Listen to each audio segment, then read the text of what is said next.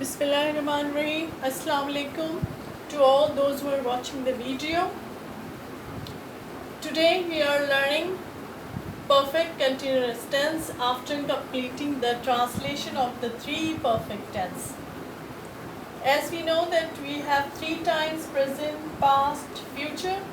That's why obviously we learn today of the three perfect continuous: present perfect continuous, past perfect continuous, and future perfect continuous. So let us start. First we learn what's the germ formula of perfect continuous tense. Obviously, first in our formula, subject, then helping verb according to the time, three different helping verb we are going to use.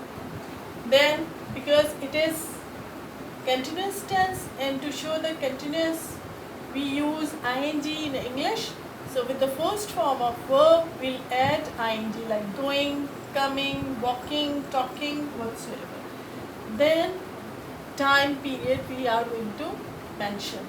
This is very important thing, that in perfect continuous tense we use time period, while in simple continuous there is no need to mention the time. Suppose I am saying I am doing my work, or I am explaining the topic, and if I am giving the time period, then we'll use perfect continuous tense with the helping verb according to the time.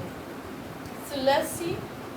If it is present perfect continuous, then helping verb is, rest of the thing will remain the same. Helping verb will be have been or has been.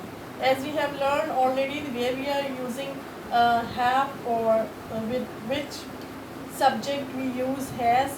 So in the same way with I, first person, or plural of the I, we, in second person, you, or any other plural noun, we use have been. And if it is any other singular noun, or it, he, she, third person, then we will use has been. Has been is the helping verb. In case of past perfect continuous tense, our helping verb is had been with all the subjects, singular, first person, second person, whatever the subject is, with all we use our helping verb is had been. Third one is future perfect continuous, and we have again here two helping verb, shall and will of the future. Then for perfect continuous we'll add shall have been, and second one is will have been. Shall, we use shall with ing, here also shall have been for the ing, and with rest of the subject helping verb is will have been. There is one thing more worth mentioning here. As you know, this is general formula I told you, with all this perfect tense, whether it is present, past, or future, formula will remain the same, only according to the time we will use the different helping verb here. One thing more is, I told you that it is the use of since and for before the time period. Why we mention the time period before mentioning the time period, we use since or for. So where we use since or for, let's see. Since is used to refer a specific point of the event or the time. Like I have been working since morning.